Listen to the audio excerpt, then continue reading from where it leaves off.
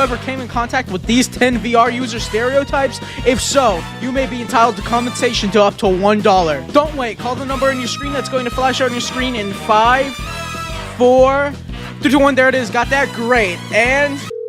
oh, whatever, man. You saw the title. Let's not waste time. Like and subscribe if you enjoy. Check out my Discord server. Whatever. We start off number 1 with a classic. You've seen him.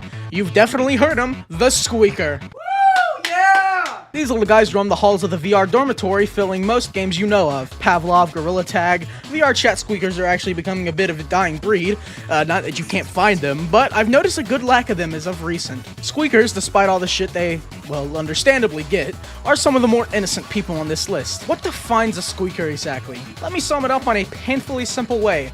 You hear a squeak, you've got a squeaker. It mostly comes down to the voice. It's just that being annoying gets you a few extra brownie points on the squeaker scale. Some of these poor kids aren't actually that bad, rather they just have an annoying voice which ticks people off from the get-go. And also they're not old enough for the game, so I still don't really feel that bad for them. Now I briefly said earlier how they're pretty innocent compared to some of these types on the list. This is one of them. A subgenre of the squeaker, but another beast entirely. The slur-slinging children. Raised in the depths of a southern household or an abusive environment, these kids have but 2 jokes that they will say repeatedly over and over again until they've convinced themselves it's funny. Number 1, saying the hard R over and over and over. I kid you not, there's never a punchline to it either. Play Pavlov for a bit and you will come across a kid who does exactly this. Remember this, because that isn't an exaggeration. They get on, and then like bullets ripping from a gun, the hard R magazine will be metaphorically emptied. It's like a Tourette's episode inside these skibidi-brained homunculuses' minds that just, it just starts itching. It just starts itching. Jacob, dude, I gotta say it, man. Jacob, I can't hold it in. I'm too retarded to act like a normal person. No, Timmy, don't. It's not worth it. It's not even funny, dude. Don't do it, Timmy. Jacob, you just don't understand. I just gotta say the hard R. I just gotta say it, man. Number 3, we have the e-girl attention whore. Now listen, I'm actually on the defense from some of these people. Listen, if you want to make that bread by sleeping on call or having e-sex in VR chat, I say make that bread, you know, woo, ladies, and all that, right? But what I do have a problem is when they're broke and stack no band. If you're doing this just for fun because your libido is telling you, I gotta get horny in a game for kids right now! Mama don't like you and your daddy beat you with the shoe. You typically find these people on VR chat because, I mean, like, have you ever seen a girl on a different game?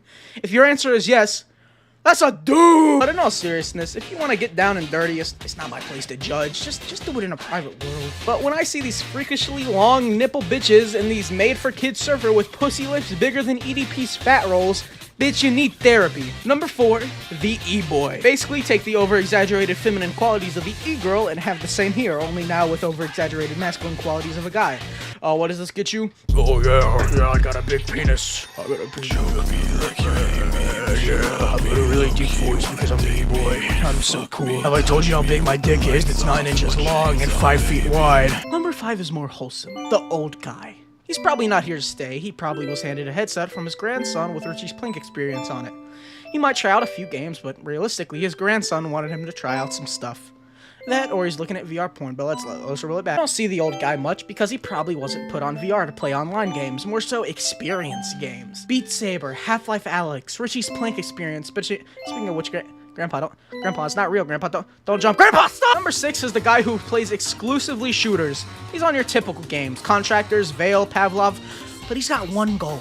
To win. He doesn't care about fun, he doesn't care about the stupidness and funniness of Pavlov, hell, you don't even like the game. He's driven exclusively by spite, and that one time someone on Black Ops called his mama a bitch. He's absolutely cracked the game to like a scary degree. He always sees you before you see him, and before you can turn around, you've already been put down like the family dog. He shoots you so much that somehow I don't even know how you check the lens and there's a dead pixel on it. It's some magical transcendent shit. He shoots you in game and you start seeing blood trickle down from your forehead and into your eyesight, and before you get a chance to even look at it, you're on the ground like that image of Squidward. That, or the guy is Japanese, in which, sayonara and goodbye, the game was rigged from the start. Next is a guy whose goals were set day 1. Number 7 is the guy who got VR exclusively to work out once he heard one guy somewhere say one game was good for a good exercise. He plays the games you expect exactly. I'm talking Beat Saber, Synth Riders, Thrill of the Fight, etc. And he goes hard with it too. Nothing too much to say, since these types of people don't really show themselves as much. They're like a monk, but a bit fatter and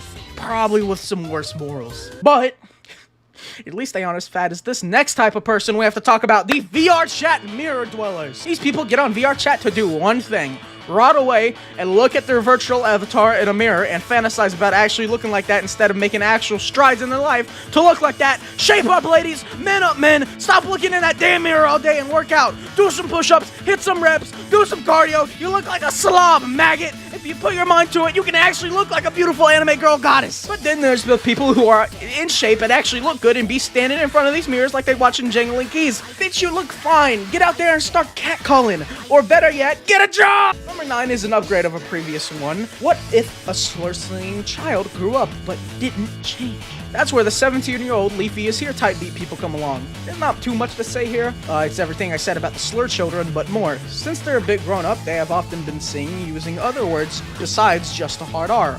Introducing faggot and retard. If you're that age and you haven't grown out of the edgy slurs phase, dude, just grow up, bro. And finally, last and also least, the content creator copycats. Consisting of mainly younger kids and teens, these people decide to leech exclusively off of bits and quirks of other content creators. I bet you've all at least heard one person who does the Swagger Souls voice in Pavlov. Don't lie to me. They aren't funny on their own, so they have to piggyback off of bits and content creators make. Listen, there is nothing wrong with getting comedic inspiration from creators. That's normal and super okay. But when you can't develop your individual identity apart from them, you gotta be your own person.